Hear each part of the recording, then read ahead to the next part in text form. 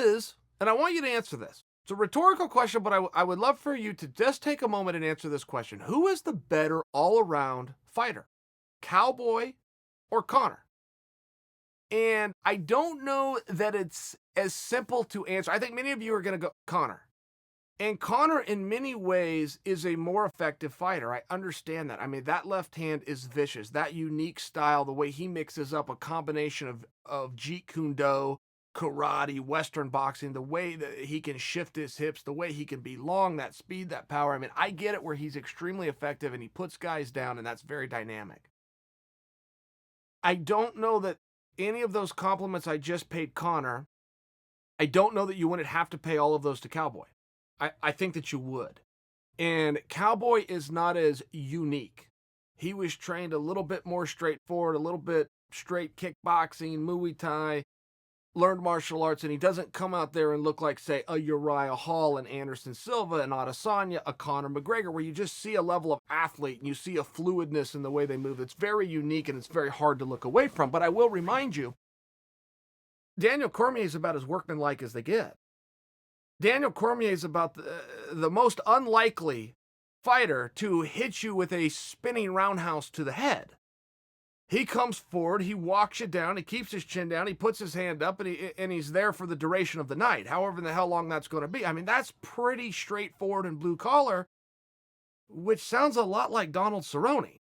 And if you were to go back, I think if you were to answer my question, who is the better all-around fighter, Conor or Cowboy? That's the premise of this. But I think if you were to answer that, you would then have to define, what does that mean? What exactly does that mean? I think the way I'm asking it, or I'm interpreting my own question, let's just take a look at their records. Let's just do this by the numbers. Pull up Cowboy's record, and let's just, on a broad stroke, say he's had just as hard of a path as Conor. Bring up Conor's record. Broad stroke, let's say he's had just as impressive of opponents as Cowboy has. And let's start breaking down ways that they won. Conor McGregor has won 2 fights in the UFC that went to a decision. He's not a huge decision guy. But when he knows he's going to be in there for the duration, and he knows this is going to come down to rounds and 10-9 must systems, and that's his strategy going in, and he sets his mind to it, he can go out and do it. The only time Conor has really been surprised is when he's been in a fight that turned out to be harder than he thought it was. When Conor knows exactly what he's getting into, he's a great strategist. Not only mentally, physically, being able to know where I'm at in a round, where do I have to put my foot on the pedal, when have I lost the round, and I need to just conserve energy and move to the next frame. He's a very good strategist when he knows going in what he's getting into. If you go and look, but the point is, Conor doesn't have a lot of takedowns and zero, in fact, ground and pound or TKOs, from a ground and pound situation, rear naked choke here, armbar there. You're going to find a goose egg. You're not going to find a lot of those. I don't argue for you that then we need to make believe that he doesn't have those tools. I just too well remember the day when all Georges St-Pierre could do was take somebody down. And if he couldn't take you down, he was going to lose. And then he ran into an All-American wrestler named Matt Hughes where he couldn't take him down, so he kicked him in the head, knocked him out, and left with his title. Too many times I have seen this where a guy goes in there with his A game plan. His A game plan works night after night for years, and so people make believe he doesn't have a B. So I'm not going to fall for that, but if we are looking at their records, Conor is going to have goose eggs in several categories that are relevant in fighting. Donald Cerrone has not only 0 goose eggs, he has high numbers in all of them. Donald Cerrone has knocked people out with head kicks. He's knocked them out with his hands. He's TKO'd them. He's ground and pounded. He's grounded out decisions, 110-9, gone to the judges, gotten his hand raised. He submitted people with their legs, with guillotine chokes, submitted them with armbar. He's won fights every possible way you can win a contest.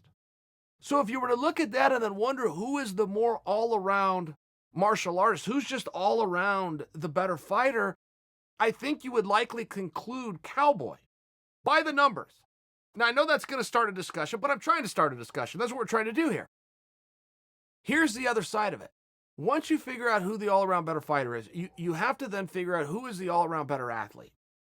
And I don't know that that's going to be answered until those boys get in there and solve this problem. But I know that that is a very real thing. Who is just the better athlete? The end. Who can impose his skill? You've got 10 skills. I've got 2. But if I can get to my 2 before you can get to your 10, I win. So it really doesn't matter. You can sit around and talk about well-rounded because it sounds cool all you want. It really doesn't matter. Go see Khabib Nurmagomedov. Doesn't really matter. If you can impose that 1 or 2 skills, here's one thing that you have to make sure that you consider. When you're talking about an athlete, let me go back to a match. It was Manny Pacquiao, and Manny Pacquiao was being trained by Freddie Roach, and he was getting ready to take on Marquez Jr. for the 3rd time. They fought 4 times. This was the 3rd time. So Freddie Roach is getting interviewed, and then Marquez's coach is getting interviewed, and they're doing this back and forth.